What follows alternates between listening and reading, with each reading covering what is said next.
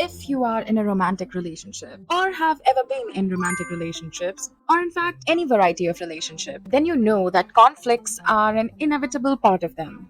Let's cut to the chase. You have clicked on this video to find out how you can improve your current relationship or how you can be a more mindful partner the next time you are in one.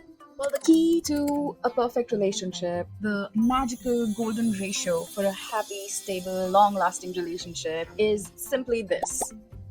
Yes, 5 is to 1. Okay, we're done here. You know it now. You can go. I'm just kidding. Of course, I'll explain it. This golden ratio was posited by a psychologist and a relationship expert, Dr. John Gottman, who has conducted his research for over 40 years with over 3,000 couples. Based on his research, Dr. Gottman can predict with 90% accuracy whether or not a relationship will endure or simply end in failure. So, yeah, he knows what he's talking about. 5 is to 1 just basically means that for every one negative interaction, you need at least 5 or more positive ones. Pretty simple, yeah? Or is it? Now, I know what you're thinking. What is a negative interaction? Me and my partner don't yell at each other. We don't fight like cats and dogs. Well, thank God for that. Although that would be counted as a negative interaction, obviously, but it is not always so black and white. There are subtler ways of making someone feel bad about themselves or making your partner feel bad about themselves. Whether you do it on purpose or it just happens subconsciously. It could be stuff like during a conflict situation, you or your partner is emotionally dismissive or overly critical or have become defensive. Well, this mostly happens when someone's ego is hurt.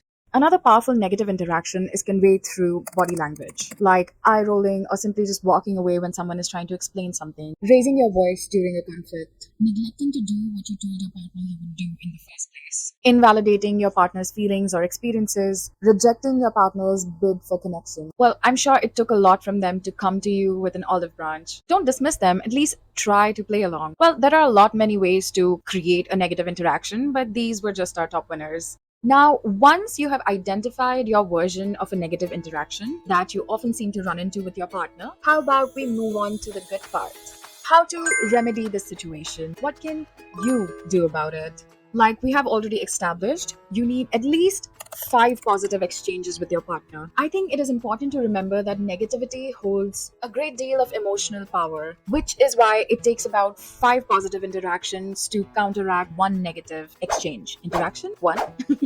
So before we dive into some positive suggestions, I want you to understand that every couple runs into conflict with each other. It can be over the silliest, most minor issues, or it can be because of some really major life-altering events. But the couples who thrive together actually engage in conflicts differently than the ones who eventually break up. Based on his work, Dr. Gottman found out the difference between happy and unhappy couples is the balance between positive and negative interactions during a conflict. And the important thing is not the scale of the gesture, it is their relative frequency. So not every bad behavior can be fixed with flowers and chocolates, sadly. So to undo the emotional pain, you need to put in real emotion-based effort, like show interest in your partner, make eye contact, show that you are really listening, give them timely nods and ahas. Ask them open-ended questions about their problems. And the best thing you can do for them is simply ask them, do you want comfort or do you want advice right now? And just simply act accordingly. Just ask them what they need and they might just tell you. You need to express affection. Small acts of affection happen both within and outside the conflict situations. Maybe give them a warm hug after they come back home from a long day. Hold hands with your partner, especially do this if you think that they are nervous or they're anxious in a situation. There are a million ways to show affection, so get creative, guys.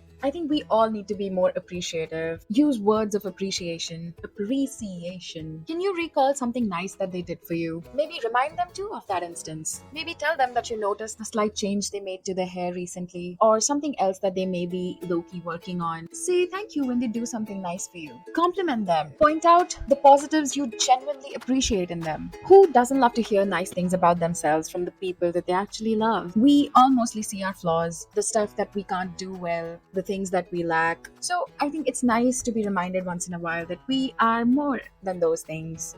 Lighten things up. Tell a joke. Tell a joke. Relieve the pressure in a tight situation with humor. Be playful. Tease your partner. Now, don't be hostile or demeaning or too sarcastic, but you can always make jokes about the silly little things that they do. Have date nights. Make time every day to text or call, no matter how busy or how hectic your day has been. Check in once in a while. Maybe you heard or saw something that reminded you of them. Share it. Most couples and really good friendships have their in-jokes. Humor that is used and only understood by the people who are part of the group or the relationship. Do you have those? Listen for listening, not responding. Oh my god. Most often than not, people just want to be heard. They may not always be looking for some advice. So just try to distance yourself from your perspectives for a while and just listen to what they are saying and how they are trying to express their emotions to you. And if you can, then try and mirror them back to your partner. You might just end up learning a lot about them, and they may just end up cherishing you more for your patience and your empathy.